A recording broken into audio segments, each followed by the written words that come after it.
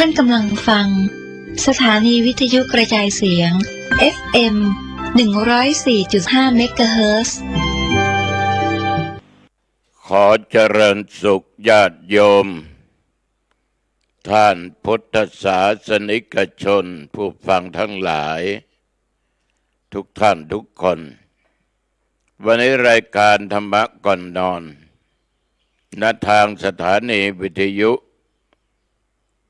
FM 104.50 วัดฝายหินอำเภอเมืองจังหวัดเชียงใหม่ก็มาพบกับญาติกับโยมท่านผู้ฟังทั้งหลายอีกเช่นเคยโดยอาตมาภาพตุเจ้าวัดหนองตองหางดงจังหวัดเชียงใหม่ได้มาพบกับญาติกับโยมอันเป็นที่รักเป็นที่นับถือของตุเจ้าเป็นประจำทุกวันอังคารตั้งแต่เวลาเดี๋ยวนี้เป็นต้นไป1 ชั่วโมงโดยประมาณวันนี้ก่อนอื่นที่จะได้พูดถึงธรรมะฝากข้อคิดไอ้ญาติไอ้โยมนำไปคิดกันก่อนที่จะหลับจะนอนจะพักผ่อนเรามาทำสิ่งที่เป็นมงคลทั้งแก่ตัวเองและบุคคลอื่นประการสำคัญในปีนี้เป็นปีมหามงคลพระชนมายุครบอกรอบขององค์พระบาทสมเด็จพระเจ้าอยู่หัวพระวชิรเกล้าเจ้าอยู่หัวรัชกาลปัจจุบันที่พระองค์ท่านนั้นจักได้มีพระชนมายุ72 พระพรรษาในวันที่28เดือนกรกฎาคมพุทธศักราช2567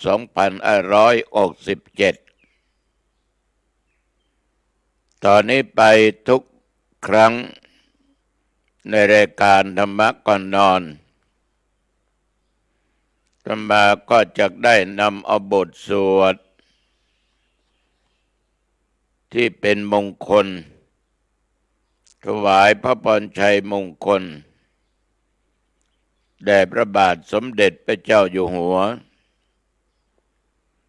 มาสวดมาเจริญพุทธมนต์มาเจริญสมาธิภาวนาไปในตัวเพื่อเป็นการถวายพระพรชัยมงคลแก่พระองค์ท่านองค์พระบาทสมเด็จพระเจ้าอยู่หัวนั้นญาติโยมทุกวันนี้พระองค์ทรงเหนื่อยมากเรามองดูเผินๆเหมือนว่าพระองค์ไม่ได้ทำอะไรแต่พระองค์ท่านนั้นได้ทรงอยู่ในทศพิธราชธรรมมีเมตตาธรรมกรุณาธรรมมุทิตาธรรมต่อพระสงฆ์นิกรของพระองค์มากโยมทั้งหลายบางอย่างนั้นเราทั้งหลายทำไม่ได้ก็ต้องอาศัยพระบารมีธรรมของพระองค์ท่านจะมายกตัวอย่างสักอย่างหนึ่งเมื่อประเทศเราเกิดภัยพิบัติไม่ว่าจะน้ำท่วมไฟไหม้เกิดเหตุร้ายตลอดจนโรคภัยไข้เจ็บเหมือนโควิด-19 ที่เกิดขึ้นหลายปีที่ผ่านมาพระพุทธองค์พร้อมด้วยพระบรมวงศานุวงศ์ทรงมีพระเมตตาธรรมกรุณาธรรมต่อพระสงฆ์นิกรของพระองค์เป็นอย่างมากได้ใช้ทรัพย์สินส่วนพระองค์นั้นจัดซื้อหารถพยาบาลเครื่องมือการแพทย์มีเมตตาให้แก่โรงพยาบาลต่างๆเพื่อดูแลรักษาพระสงฆ์นิกรของพระองค์ให้แคล้วคลาดปลอดภัยให้หายจากการถูกโรคโควิด-19 มาเบียดเบียน ให้หายไปเมตตาอันสูงที่สุดพวกเราทั้งหลายนี่โชคดีได้เกิดในบนผืนแผ่นดินไทยใต้ร่มพระบารมีของพระบาทสมเด็จพระเจ้าอยู่หัวท่านทั้งหลายมีมากที่พระองค์ทรงเมตตากรุณาต่อประสบนิกรโดยที่พระองค์ท่านไม่ทรงเห็นแก่ความเหน็ดเหนื่อยไม่ล้าใดๆทั้งสิ้นเพื่อประสบนิกรนั้นพระองค์ทรงทำเพื่อให้ประสบนิกรได้อยู่เย็นเป็นสุขนะฉะนั้นต่อไปนี้อาตมาภาพจะได้นำบทสวดที่ว่าทัสสะมะประเมนทมหาราชาภิทุติกถาได้แต่งและตรวจแก้จากท่านผู้รู้บัณฑิตในสนามหลวงพระแดกบาลีตรวจแก้โดยพระมหาเถระสมาคมขอญาติโยมตั้งอกตั้งใจถ้าว่าไม่ได้ตั้งจิตเป็นสมาธิถวายพระพรชัยมงคลแด่พระองค์ท่านก็จักเป็นบุญเป็นกุศลก็จักได้ชื่อว่าเราทั้งหลายนั้นมีความกตัญญูนึกถึงพระคุณบารมีของสถาบันพระมหากษัตริย์กตเวทิตาทดแทนพระคุณของพระองค์ท่านนะโมตัสสะภะคะวะโตอะระหะโตสัมมาสัมพุทธัสสะนะโมตัสสะภะคะวะโตอะระหะโตสัมมาสัมพุทธัสสะ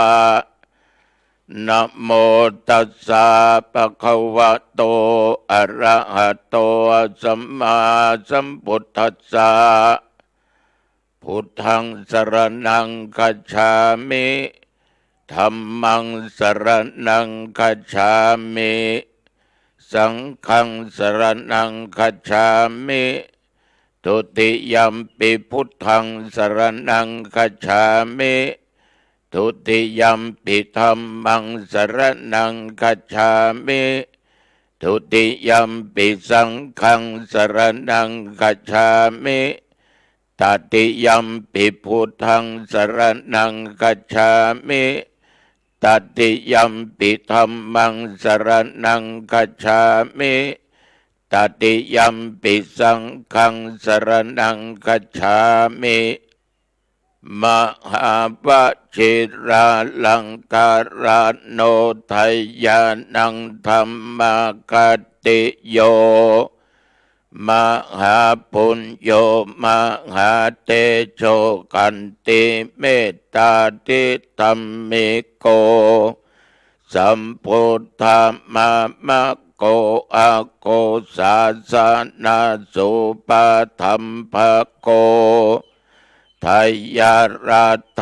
สะอาทายาการัญญาเนปะกุปเตภิกขุสาสนากิจเจโสสังคันหติวิเศษโตอุปธัมภติเตสัญจาปิตากตายาสิกขนังจิตเต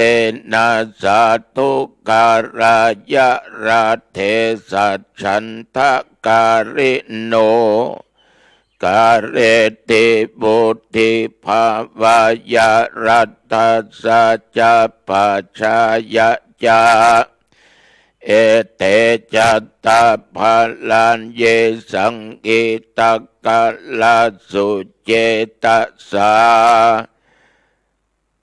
ตโตวะไทยิกาสะเพสะมะกาสันติชีวิโน ปิญโยเอตังปิยายันติภวันติทันอาภัตติกาสามัคคิยาจัสสัจจะสัพเพสังไทยาเทโสวิโรจตินานาเทเสสุปัญญาโตนิพพโยนิรูปัฏฐโวอิทานเนโสมหาราชาเทวาสัตตติสัมมายุโกอิทิเสมังคะเลกาเลเทมัสสะชัยยะมังคะลังรัตนัตตยานุภาเวนะรัตนัตตยเตชะสาประเมนตามหาราชาไทยานังนันทิวัตโนจิรัญชีวัตุทิคายุวันโนเปโตสุเขทิโตภัลโลเปโตจัสสะปัตตาปัปโปโตสัพพะมังคะลังสิริลัจเจปฏิทาโตนิจังปัตตรานิปัสสตโตสัพเพมะเยธิกาเทวาอาภิปาเลนตุนังสัทธาจิรันติทัตตุโลกัสสมิงสัมมาสัมพุทธัสสะสนันติภวตุสัพพะมังคะลังรักขันตุสัพพะเทวตาสัพพะพุทธานุภาเวนะสัทธาโสธีภวันตุเตภวตุสัพพะมังคะลังรักขันตุสัพพะเทวตาสัพพะธัมมานุภาเวนะสัทธาโสธีภวันตุเตภวตุสัพพะมังคะลังรักขันตุสัพพะเทวตาสัพพะสังฆานุภาเวนะสัทธาโสธีภวันตุเตทีฆายุโกโหตุมหาราชาอาตมะพร้อมได้ประสบนิกรทุกหมู่เหล่าขอถวายพระพรชัยมงคลแด่องค์สมเด็จพระวชิรเกล้าเจ้าอยู่หัวในพระชนมายุครบ6 รอบ72 พระพรรษาในปีนี้ขอให้พระองค์จงทรงมีพระสุขภาพพรมัยอันแข็งแรงมีพระเกษมสำราญขอให้พระองค์จงทรงมีพระชนมายุยิ่งยืนนานได้120 พระพรรษายิ่งขึ้นไปขอถวายพระพรญาติโยมท่านทั้งหลายเราได้ทำหน้าที่ในฐานะที่พวกเราทุกคนนั้นอยู่ใต้ร่มพระบารมีของพระองค์ท่านพระเจ้าแผ่นดินผู้ทรงธรรมผู้ทรงศีลได้เป็นพระเจ้าแผ่นดินที่นั่งอยู่ในจิตในใจของพวกเรามาด้วยดีตลอดฉะนั้นอาตมภาพจึงขอเมตตากับญาติกับโยมขอให้พวกเรานั้น ได้ตระหนักอยู่เสมอว่าเราทุกคนเป็นผู้โชคดีมีบุญได้มาเกิดในบนผืนแผ่นดินไทยเรามีชาติเป็นเอกราชไม่ตกเป็นทาสของใครเพราะเมืองไทยเป็นเมืองพุทธเมืองศาสนาคนไทยนั้น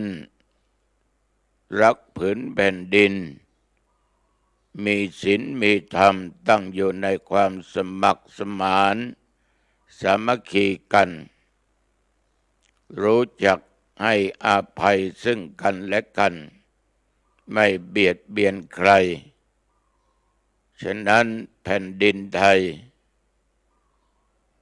จึงเป็นเอกราชมาเท่าทุกวันนี้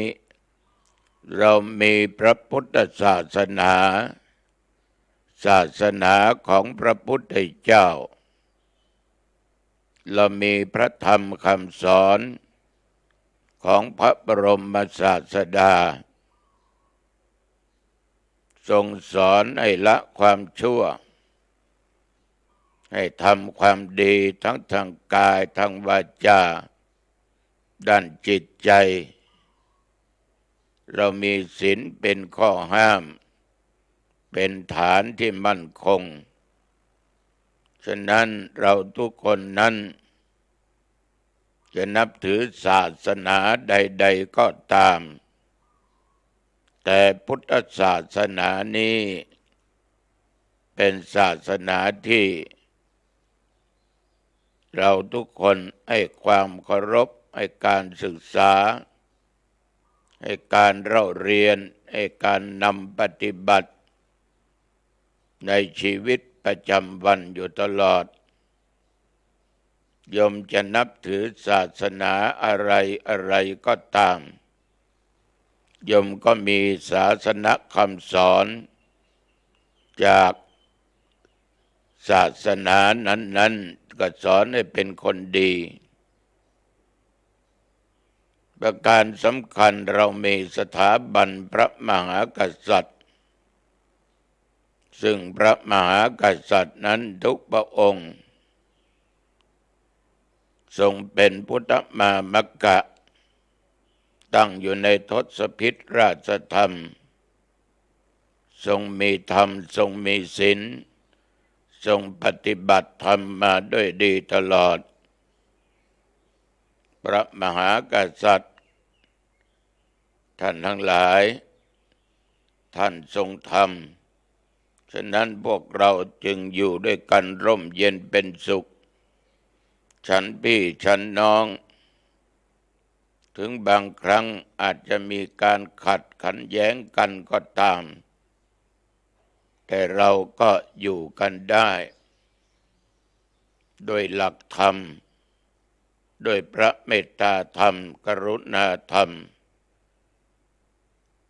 ของพระเจ้าแผ่นดินฉะนั้นญาติโยมศรัทธาสาธุชนเราทุกคนนั้นจงเป็นพุทธบริษัทที่ดีของพระพุทธเจ้า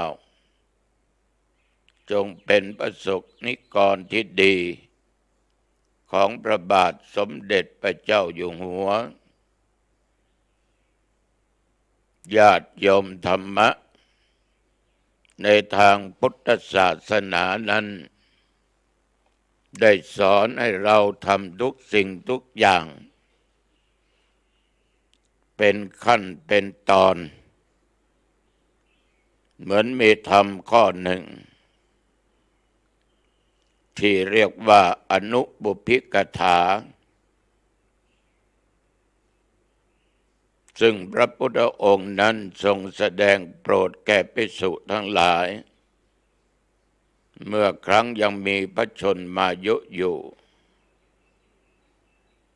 การที่พระองค์เอาธรรมที่ชื่อว่าอนุบุพพิกถามาแสดงนั้นก็หมายความว่าสัตว์โลกหรือมนุษย์ทั้งหลายที่เกิดมาในโลกนี้ ย่อมจะมีอัธยาศัยแตกต่างกันไม่เท่าเทียมกัน มีความคิดความอ่านความเห็นไม่เหมือนกัน ถ้าจะพูดไปตามภาษาก็หมายความว่าบุญบารมีมันไม่เท่าเทียมกัน เหมือนยุคปัจจุบันก็เช่นเดียวกัน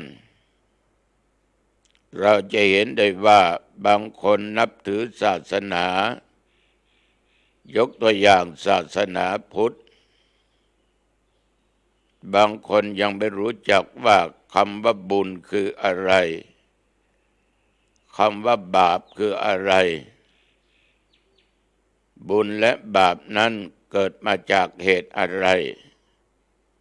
แล้วจะทำไปทำไมบุญจะรักษาศีลไปทำไมท่านทั้งหลายนี่แหละคือบารมีมันแตกต่างกันอัธยาศัยมันแตกต่างกันตัวปัญญามันเกิดขึ้นแตกต่างกันมากพระสงฆ์ในสมัยก่อนตลอดประชาชน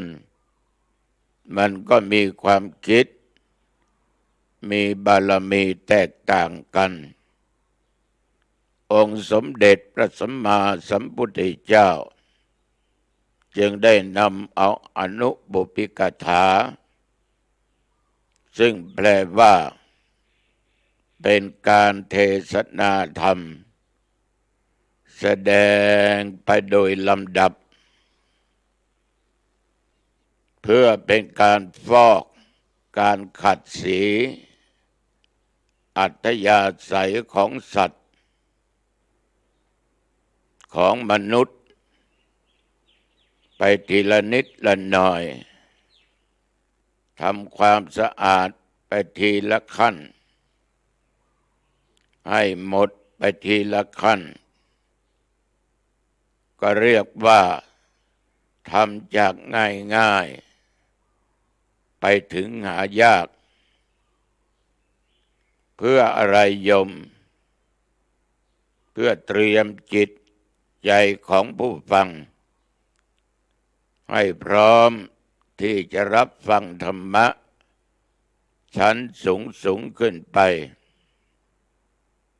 เช่นเรื่องของอริยสัจสี่เหล่านี้เป็นต้นโยมจะสังเกตได้ว่าเพื่อนพ้องญาติพี่น้องของโยม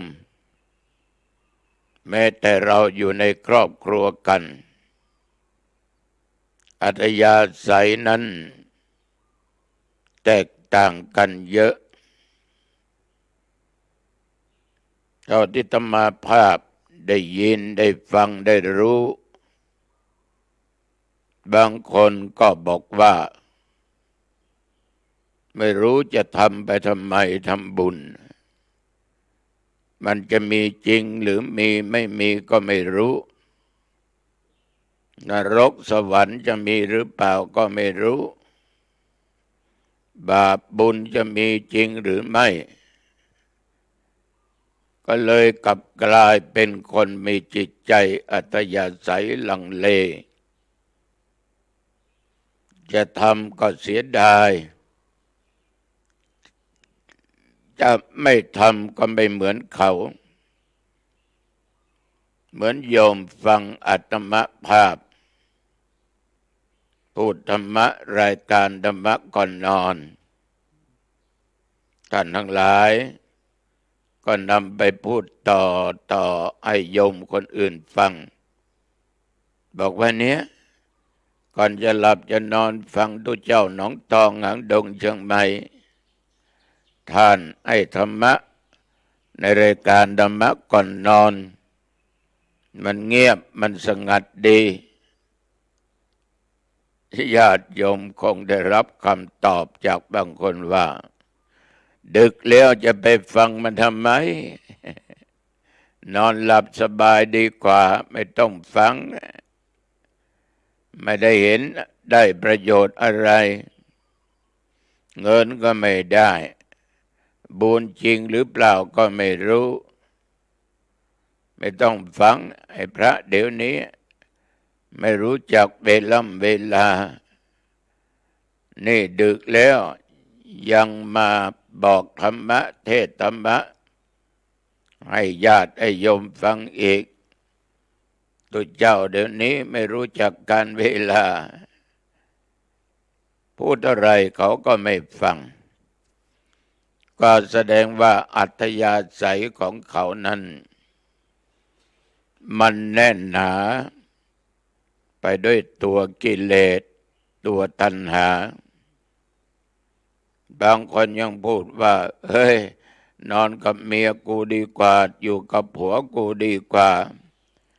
มัวฟังเสียงธรรมจากตัวเจ้าไม่ได้อะไรนะไม่ได้อะไรกลางวันก็ทำงานอ่อนเพลียดึกมาแล้วยังให้ฟังธรรมะอีกฟังเถอะฟังคนเดียวแต่ฉันไม่ฟังบางทีในญาติโยมสามีภรรยามันยังแตกต่างกันในด้านความคิดฉะนั้นในอนุบุพกถานั้นพระองค์แสดงธรรมไปตามลำดับตามขั้นตอนเหมือนกับบันไดมี5 ซี่แรกซี่2 3 4 5สกปรกหมดก็พยายามทำซี่แรกให้สะอาดหมดจดเรียบร้อยก้าวขึ้นซี่ที่2ล้างให้สะอาดก้าวขึ้นซี่ที่3ล้างให้สะอาดซี่ที่4ที่5ล้างให้สะอาดถึง5 ขั้น 5 ตอนทีนี้ก็ล้างทั้งหมดให้มันสดให้มันใสให้มันสะอาดพร้อมกันทั้ง5 ซี่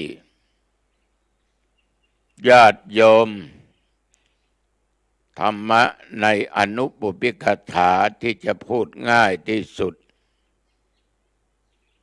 ทำง่ายที่สุดนะต่อคนบางคนนะก็คือเรื่องทานเราเรียกว่าทานคถาก็แปลว่าการทำบุญให้ทานก็เหมือนกับญาติกับโยมทุกท่านทุกคนสงกรานต์บ้านวันนี้ก็ทำบุญกันเยอะเข้าวัดทำบุญตักบาตรปล่อยปูปล่อยปลาฟังเทศน์ไหว้พระสวดมนต์รดน้ำดำหัวสงน้ำพระพุทธรูปพระธาตุเจ้าเจดีย์ต่อพระสงฆ์องค์เจ้าต่อพ่อต่อแม่ต่อที่เราเคารพนับถือก็เป็นการสร้างความดีเพราะตัวเจ้าได้บอกตลอดว่าดีนั่นคือบุญคือสิ่งที่ดีๆมันเกิดขึ้นกับใครคนนั้นมีความสุขญาติโยมบางด้านบางคนไปที่วัดไปทำบุญก็บอกกับอาตมาภาพว่าหลวงพ่อหลวงปู่ผมไม่รู้เป็นไงนะถ้าจะให้ทานเมื่อไรก็นึกถึงหลวงพ่อเพียงแต่นึกผมก็สบายจิตสบายใจถึงหลวงพ่อจะอยู่ไกลหลาย10 กิโลก็มีศรัทธามีความตั้งใจจะมาทำได้ให้ทานได้ร่วมกับหลวงพ่อสร้างสิ่งที่เป็นประโยชน์สร้างเสนาสนะซื้อเครื่องมือการแพทย์ไว้โรงพยาบาลช่วยชีวิตคน ได้ทำแล้วผมมีความสุขมากญาติโยมหลายท่านหลายคนที่กล่าวอย่างนี้ให้ฟังฉะนั้นญาติโยมการให้ทานนี้จึงเป็นเบื้องต้นเพราะเหตุไรเพราะการให้ทานนั้นมันมีอานิสงส์คือสิ่งที่เกิดขึ้นกับบุคคลผู้ให้ถ้าไม่ช้าก็เร็วญาติโยมบางคนให้ทานแล้วโยมก็ประสบผลสำเร็จในด้านกิจการต่างๆการงานการค้าการขายหรือคิดสิ่งใดก็สมปรารถนาในสิ่งนั้นนั่นคืออานิสงส์อย่างน้อยเขาเห็นเราไปทำบุญให้ทานชาวบ้านที่เป็นเทวบุตรเทวดาก็สรรเสริญว่าคนคนนี้เป็นคนใจดีเป็นคนใจบุญชอบสร้างบุญสร้างกุศลเนี่ยปีนี้ก็นำผ้าป่ามาทอดปกฐินมาทอดทำไมเขาจึงมีเงินมาทอดได้แน่คนที่ไม่ได้ทำก็จะคิดฉะนั้นบางคนนี่ญาติโยมได้รับอานิสงส์มากจึงทำบุญบ่อยๆเสียสละบ่อยๆอานิสงส์บันแรงเพราะเหตุไรเพราะว่าทำแล้วได้ความสุขผู้ที่ให้นั้นย่อมเป็นที่รักของคนหมู่มากย่อมเป็นที่บังเกิดโภคทรัพย์เป็นหลักประกันของชีวิตในเวลาจะสิ้นใจตายไปโยมบางคนยังไม่ตายนะบอกว่าเกิดมาชาตินี้ได้ทำบุญได้ให้ทานช่วยนู่นช่วยนี่ตายแล้วไม่เสียใจยังไม่ตายก็มีความสุขเมื่อตายจากโลกนี้ไปสู่โลกหน้าก็จะพบแต่ความสุขนำไปสู่สุคติมาเกิดเป็นคนในโลกนี้ก็จะมีโภคทรัพย์สมบัติที่ตัวเองได้สร้างไว้ในอดีตชาติบางคนได้เกิดเป็นลูกในตระกูลมั่งคั่งตระกูลเศรษฐีตระกูลมียศถาบรรดาศักดิ์หรือไม่ได้เกิดในตระกูลที่สูงศักดิ์ทุกข์ยากลำบากแต่บุญที่สร้างมาโยมคงจะเห็นนะพ่อแม่ไม่ค่อยมีทรัพย์สมบัติแต่ลูกเต้าดันมีทรัพย์สมบัติมีบ้านมีรถมีเครื่องอำนวยความสะดวกมีที่ดินมีที่สวนมีปัจจัยให้ใช้ไปที่ไหนมีแต่คนห้อมล้อมคนรู้จักได้ทำการทำงานงานโน่นงานนี่นี่แหละล้วนแต่เป็นอานิสงส์ในการที่เราทั้งหลายได้ให้ทานเพราะมันเป็นบารมีพระพุทธองค์นั้นจะยกอดีตชาติของพระองค์อย่างชาติสุดท้ายเป็นพระเวสสันดร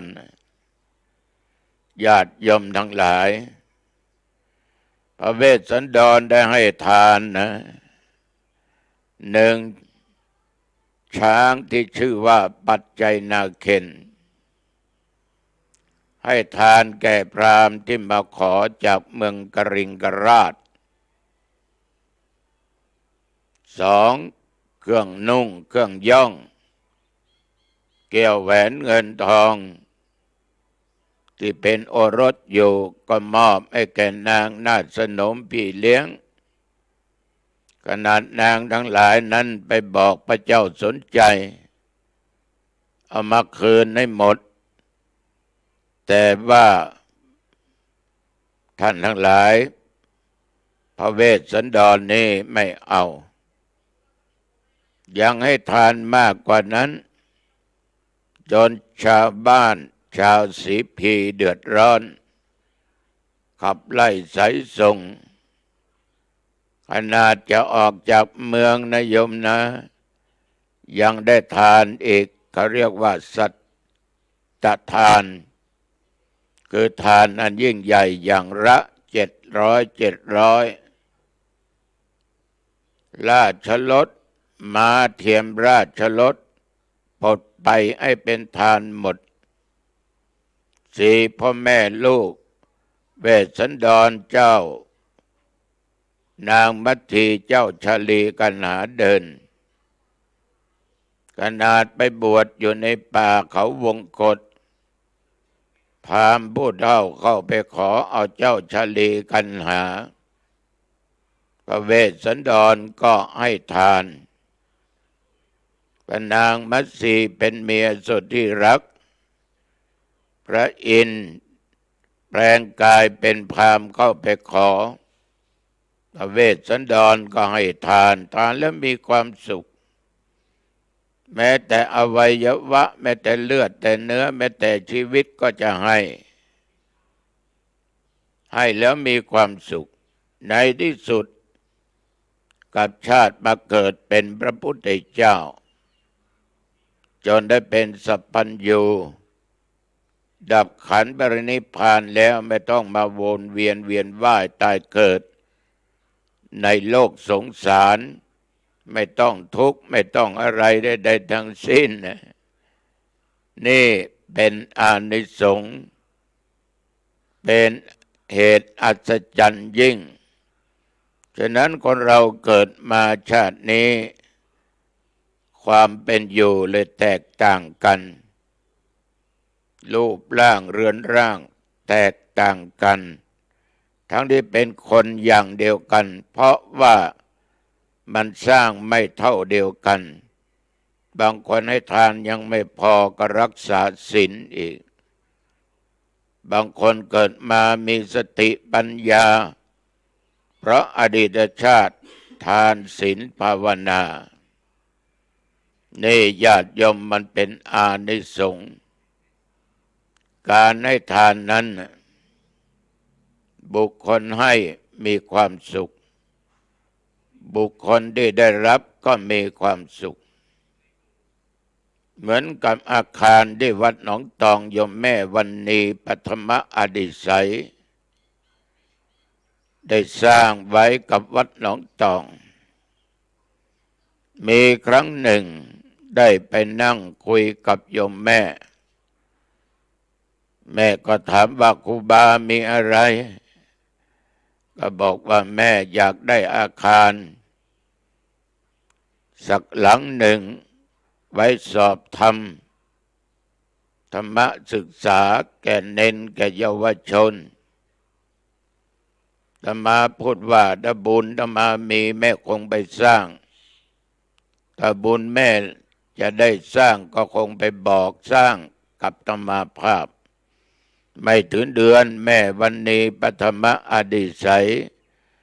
พร้อมกับโยมหลานไปที่วัด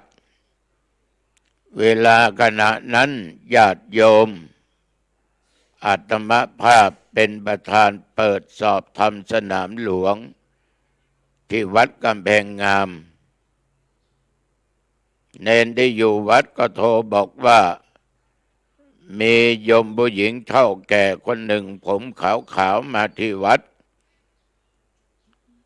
กับหลานเป็นผู้หญิงแต่มารู้ทันทีเปิดสอบธรรมเรียบร้อยให้โอวาทเรียบร้อย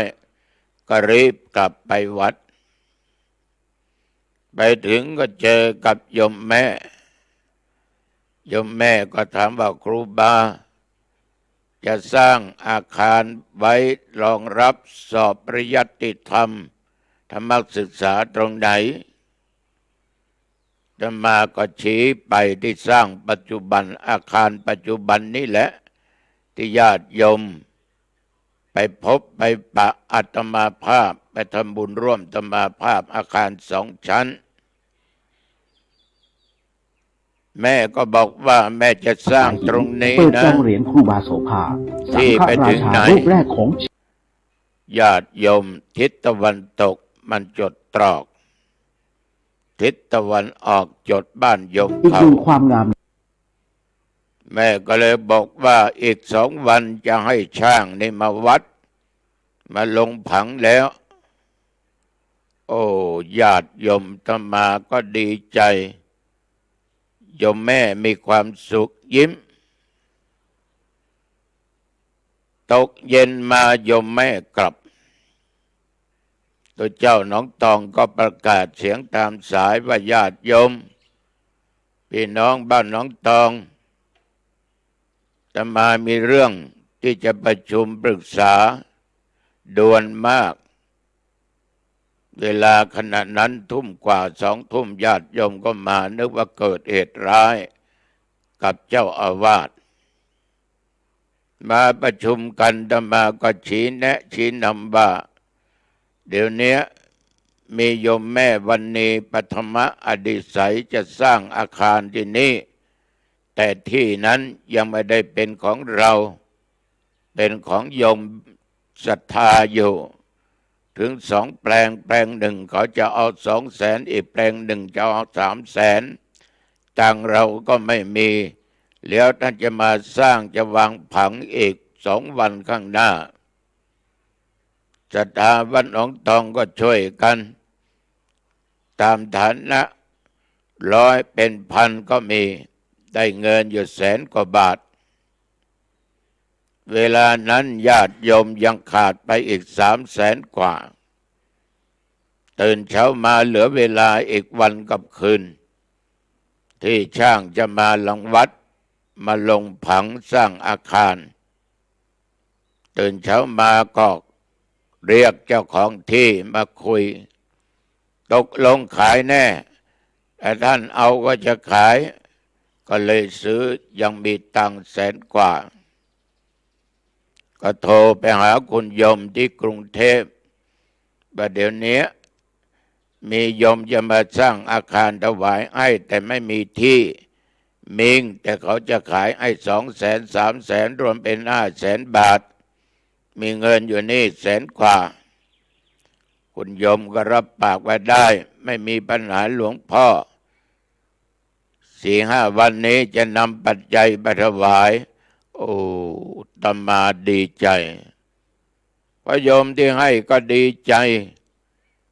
ศรัทธาหนองตองก็ดีใจอาตมาก็ดีใจมีความสุขถึงเวลาโยมแม่ก็นำศาลาหรือช่างมาลงผังตีผังว่าสร้างตรงนี้เป็นอาคาร2 ชั้นญาติโยมท่านทั้งหลาย5 วันโยมก็นำเงินมาถวาย500,000 บาทยังเหลือ100,000 กว่าเนี่ยได้กำไรบุญอีกนี่มันดีใจผู้รับอย่างธรรมาภาพก็ดีใจญาติโยมก็ดีใจคนจะมาสร้างก็ใจบุญยิ้มแย้มแจ่มใสนี่มันเป็นอานิสงส์ที่เราเคยทำเลยเราเคยให้มาทั้งอดีตชาติถ้าธรรมาไม่ได้สร้างมาก็คงไม่ได้ทั้งอาคารทั้งที่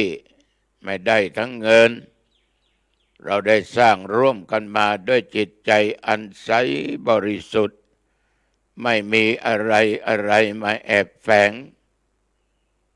ญาติโยมทั้งหลายในที่สุดนั้นโยมแม่วันนี้ปฐมอดิศัยก็มาสร้างโครงสร้างอาคารใหญ่ขึ้นไป30-40%แม่ก็ถามว่าตรงนี้จะสร้างอะไรครูบามีที่ว่างที่ใต้วิหารบอกว่าจะสร้างศาลายังไม่มีเงินแม่จะสร้างให้ หลังวิหารตรงนี้สร้างอะไร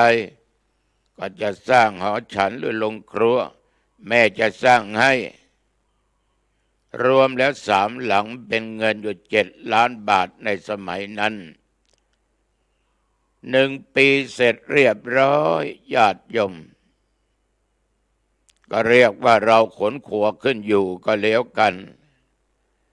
นี่แหละอัศจรรย์บุญกุศลโยมแม่เขามีฐานะมีที่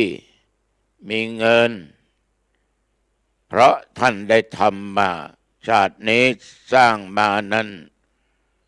หลายที่โรงพยาบาลพังแงะห้องพิเศษโรงพยาบาลดอยสะเก็ดสร้างพระธาตุสร้างวิหารสร้างโบสถ์หลายที่ก่อนจะตายยังได้สร้างอีกยังได้ให้ทานอีกมีตัวเจ้ามาจากจังหวัดน่านมาเยี่ยมญาติที่ป่วยที่โรงพยาบาลดอยสะเก็ดไอ้ตัวเจ้าองค์นี้ก็เดินเข้าห้องผิดแล้วไม่ใช่ห้องญาติตัวเองไปเดินเข้าห้องคุณแม่วรรณีปฐมอดิไสย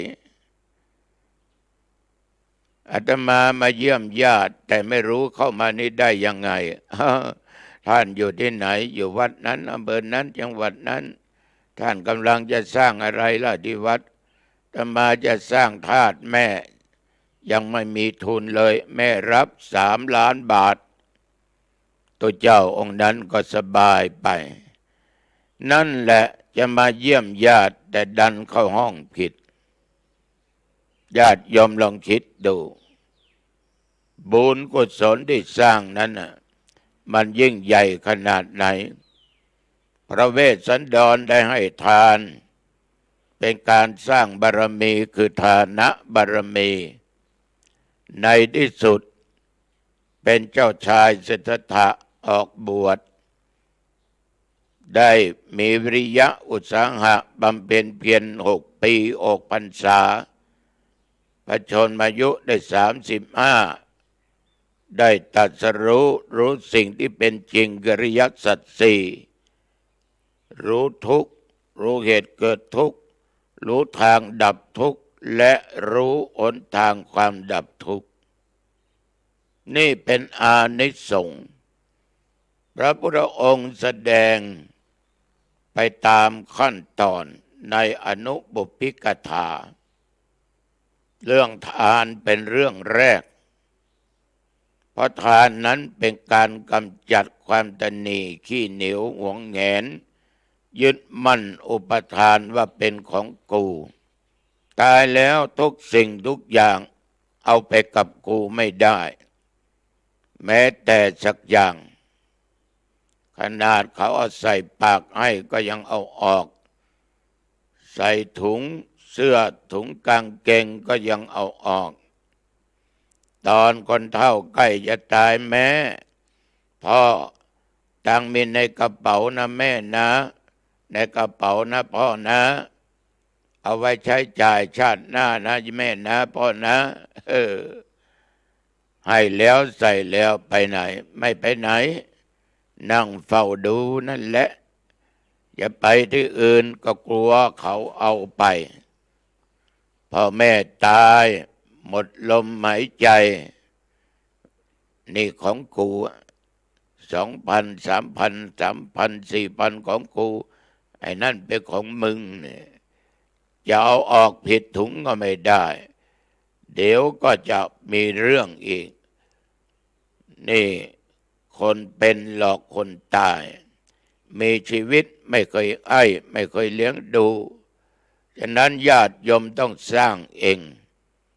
ในเรื่องของทานต้องสร้างเองอย่าให้คนอื่นมาสร้างรอเขานั้นยากคนที่จะมีความกตัญญูกตเวทิตาต่อผู้มีพระคุณเหมือนกับคุณโยมในคืนนี้มันหายากแต่ก็ไม่ยากลูกเต้าที่นั่งตรงนี้ได้ทำบุญถวายขันข้าว ได้ทำบุญนั้นทำบุญนี้รับเป็นเจ้าภาพนั้นนี้อุทิศให้คนนั้นชื่อนั้นคนนี้ชื่อนี้รู้จักคุณของผู้มีพระคุณคือพ่อแม่ญาติผู้ใหญ่กตเวทิตาทดแทนพระคุณฉะนั้นญาติโยมสิ่งเหล่านี้มันหาได้ยากอยากได้ต้องทำเองให้ทานตุเจ้าไม่ได้มาหลอกมาลวงอะไรพูดตามที่ได้ศึกษาได้ปฏิบัติมาเห็นผลมาให้ญาติให้โยมทั้งหลายได้รับฟังกันฉะนั้นในอนุปุพพิกถานี้มีทานกถาเป็นข้อต้นต่อไปก็เป็นศีลกถาสังฆกถากามาทินวกกถาตลอดจนเนคขมานิสังกกถาศีลกถานั้นกล่าวถึงศีลได้นำเอาสรรพคุณของเรื่องการรักษาศีลไม่ว่าจะเป็นศีล5อุโบสถศีลคือศีล8ว่าบุคคลใดที่มีศีลรักษาศีลนั้นย่อมได้รับอานิสงส์นะคนที่มีศีลเนี่ยโยมเพราะก็จะมีกายอันสงบมีวาจาอันสงบมีใจอันสงบจะไม่เดือดร้อนจะไม่ร้อนอกร้อนใจเพราะว่ามีศีลเปรียบเสมือนอาภรณ์อย่างประเสริฐศีลนี่ถ้าใครมีเหมือนเครื่องนุ่งเครื่องอมเครื่องแต่งเครื่องย่องมันเป็นหลักประกันในการได้สมบัติทั้งในโลกนี้โลกหน้าเหมือนอานิสงส์ที่กล่าวว่าสีเลนะสุขติงศีลนั้นให้ผลถึงชาตินี้ชาติหน้าคือความสุขสีเลนะโภคสัมปทาจะได้โภคทรัพย์สมบัติเกี่ยวแหวนเงินทองสิ่งของต่างๆทั้งชาตินี้ชาติหน้าได้ก็เพราะศีลสีเลนะนิพุตติงยันติคนจะถึงนิพพานได้ก็เพราะศีลศีลนั้นโยมทั้งหลายมันเย็นไม่มีศัตรูไม่สร้างศัตรูเพราะไม่ฆ่าใครไม่ลักของใครไม่ประพฤติผิดในกามล่วงผัวเมียคนอื่นไม่โกหกตอแหลไม่เอาของมึนเมาของสิ่งเสพติดต่างๆจึงเป็นคนที่มีสติสัมปชัญญะครบบริบูรณ์ไม่ปั้มเป๋อที่เราเรียกว่าคนเดี๋ยวนี้อาการนั้นญาติโยมทั้งหลายเป็นอัลไซเมอร์ขาดสติหลงลืมไม่รู้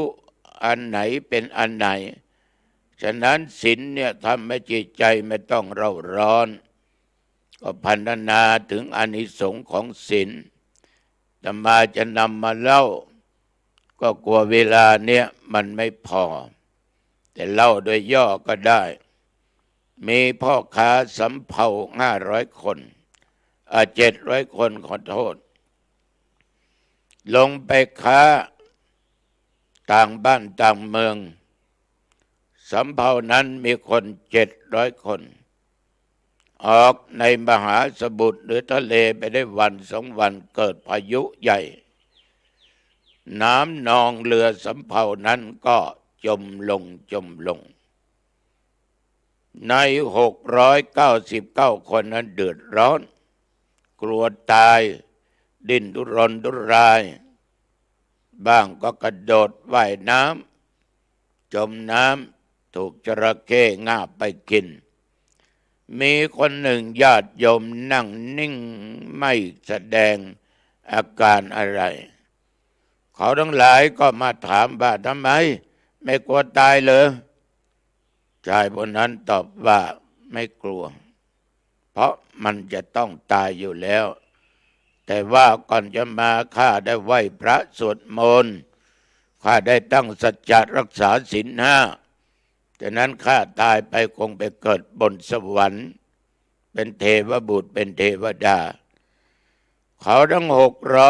699คนนั้นก็ขอรับศีลชายพวกนั้นก็บอกศีลให้เขา100แรกนั้นญาติโยมน้ำก็มาท่วมถึงข้อเท้า100ที่2ก็ถึงเข่า100ที่3ก็ถึงคนขา100ที่4ก็ถึงสะดือ100ที่5ก็มาถึงอก100ที่6ก็มาถึงที่เหนือนม100ที่7ก็ถึงปากแล้วก็จมน้ำตายไปทั้งหมดมีศีลไปเกิดบนสวรรค์หมดนี่ขนาดชั่วระยะไม่นานนะอานิสงส์ถึงขนาดนั้นฉะนั้นเมื่อพรรณนาถึงอานิสงส์การรักษาศีลเนี่ยจะทำให้ญาติโยมพุทธบริษัทคล้อยตามในการรักษาศีลเราไม่เบียดไม่บังใครใครก็ไม่เบียดไม่บังเราไม่นอกใจสามีก็เป็นสุขเราไม่นอกใจภรรยาก็เป็นสุขครอบครัวก็เป็นสุขเราไม่หลอกไม่ลวงใครเราก็เป็นสุขคนอื่นก็ไม่ได้รับความเดือดร้อนเราไม่เมาไม่เสพติดเราก็มีสติปัญญาไม่ต้องมีเรื่องมีราวอย่างยุคปัจจุบันนี่แหละอานิสงส์การรักษาศีลให้ทานแล้วกล่าวถึงศีลญาติโยมท่านผู้ฟังได้อยู่ทั้งบ้านวันนี้อนุปปิกถานั้นได้1ข้อที่2ได้เล็กน้อยเรามาฟังต่อกันในอาคารต่อไปนะอาคารนี้ขอฝากกับญาติกับโยมฟังแล้วนำไปคิดพิจารณาก็แล้วกันนะญาติโยมเอาเข้าบ้านมาแล้วปิดประตูบ้านได้เรียบร้อยขึ้นบนบ้านปิดประตูหน้าต่างให้เรียบร้อยเก็บของมีค่าให้เรียบร้อยของไหนสิ่งใดที่โยมจะต้องใช้วางไว้ที่ตามันเห็นจะทานข้าวก็ทานอาหารว่างก็ทานแล้วล้างหน้าแปรงฟันอาบน้ำขัดสีร่างกายให้สดแล้วนุ่งห่มผ้าตามสบายตามที่ตัวเองต้องการนอกจากนั้นก็เข้าห้องพระเข้าห้องนอนกราบพระ5 หนกราบที่1คือพระพุทธกราบครั้งที่2คือพระธรรมกราบครั้งที่3คือพระสงฆ์กราบครั้งที่4พระในบ้านคือบิดามารดากราบครั้งที่5ครูอาจารย์และพระอุปัชฌาย์เราเป็นน้อยเราเป็นหนานเราเป็นตุเราเป็นเนนเรามีอุปัชฌาย์เป็นผู้บวชให้เรียบร้อยก็เจริญสมาธิภาวนาตามโอกาสเวลาอย่าได้กำหนดเดี๋ยวจิตใจจะคิดเมื่อไรจะถึง20 นาทีทำไมนานง่วงแล้วอยากจะหลับอยากจะนอนแล้วเดี๋ยวไม่เป็นสมาธิได้กี่นาทีกี่วินาทีก็ตามแต่แผ่เมตตาแก่สรรพสัตว์เจ้ากรรมนายเวรเทวบุตรเทวดาแก่มิตรสหายแก่เพื่อนร่วมโลกร่วมชีวิตเดียวกันที่รู้จักกันตายหรือไม่รู้จักก็ตามญาติก็ตามไม่ใช่ญาติก็ตามแผ่เมตตาให้ปู่ย่าตายายครูบาอาจารย์ที่เราเคารพนับถือแผ่เมตตาแก่บรรพบุรุษแก่พ่อแก่แม่แก่ผัวแก่เมียแก่ลูกแก่ศรัทธารวมสามัคคีพี่น้องพระสิงห์ในแดนสถานทุกท่านวัดพันอ้นขอเชิญทุกท่านรวมใจเป็นหนึ่งเดียวเพื่อทำบุญทอดพระป่าสามัคคี